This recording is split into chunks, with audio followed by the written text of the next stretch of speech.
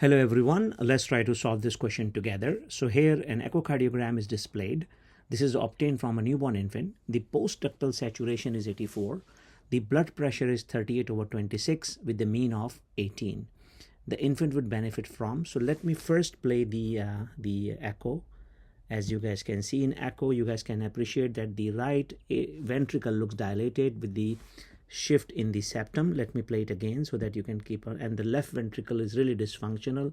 As you can see, is really small as compared to the right. So also postductal sats of 85 suggest that there is shunting going on at the PDA level, and the blood pressures are low. So definitely this looks like a case of persistent pulmonary hypertension.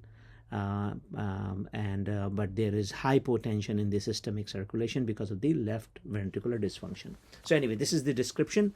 So what do you guys think is the correct choice here? Take your time.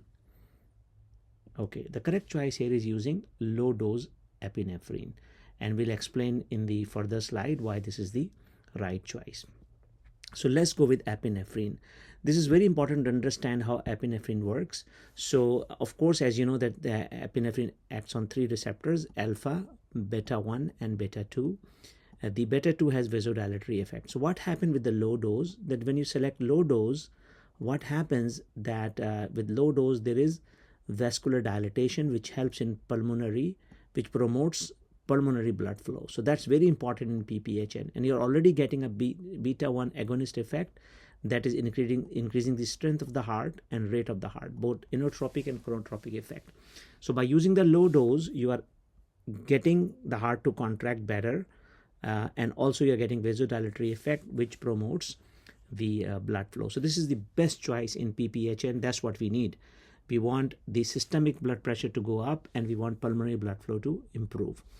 What if we select high dose? The problem with high dose is that it's potent vasoconstrictor, so it will bring the blood pressure up, but again the problem would be that you will have pulmonary vasoconstriction as well. So using high dose sometime could be counterproductive, and one has to be very careful. But low dose is great. You start with a low dose and get the pulmonary dilatory effect with the beta 2 effect. What about vasopressin? Vasopressin is not a bad choice, but the problem is when, as you observed in the echo, that there was noted left ventricular dysfunction.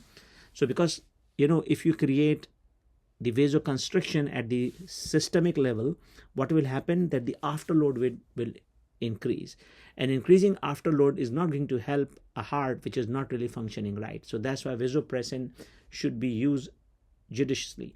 Once you control the blood pressure and you have a good flow going on into the pulmonary artery, and you can use an adjunct, and a special advantage of vasopressin is especially when the patient is tachycardic, you don't want to use epinephrine or other beta 1 stimulator. So vasopressin has the advantage of sparing the heart in terms of the beta 1 effect, but it has potent vasoconstriction effect. So this could be used, but not in this case, because that can lead to rapid clinical decompensation, because the left heart is already not functioning right.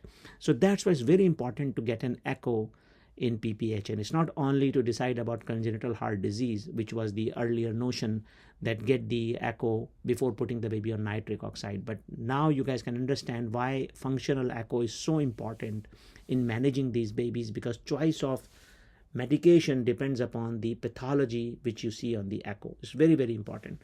Now let's go on the high dose dopamine.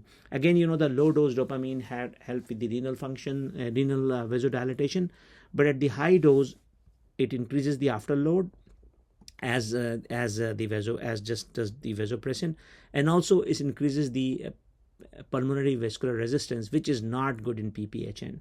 It will be counterproductive. So that's why the best choice here was using low dose epinephrine. So now let's go further and see. So this is a nice if you can pull this on the web, see how from low dose to high dose, that low dose have beta effect and then high dose have alpha effect, which is explained here, that how the affinity of the epinephrine changes with the dose, and the SVR increases with alpha and SVR decreases with beta 2 effect. Same explanation here. And the important part which I want to you guys to look at the diastolic blood pressure. So when you use low dose, initially you will see that the diastolic blood pressure will go down because of the beta 2 dilatory effect. But again, as long as patient's saturation is improving and systolic is improving, just keep a close eye and you will see an effect of low dose epinephrine pretty fast on these babies. This is an article from Journal of Pediatric Pharmacology and Therapeutics. Take a look at this. This talk about the low dose, and here they use the low dose from 0.01 to 0.05 microgram per kg per minute. And if you are using the electronic charting, we use Epic. And again, I'm not advertising one system over other, but it's very nice when you select that. See, the weight is already calculated here, displayed. You select the lowest one here. You can even customize it to 0.2, 0.3 if you want to go a little lower and then titrate it later. And this is based on the reference from Lexapro or Lexidrug, whatever you guys use. If you guys use NeoFX, whatever, but this is the dose and this is the way you order it. So again, it's very important that you select low dose epinephrine in these cases. So I hope this small presentation makes sense and you guys have a better understanding of managing persistent pulmonary hypertension with low blood pressure and the echocardiogram, which is showing right heart strain and dilatation and left dysfunction. So I hope you guys have learned something together today. Please do like and subscribe to our channel, and you guys have a wonderful day. Bye.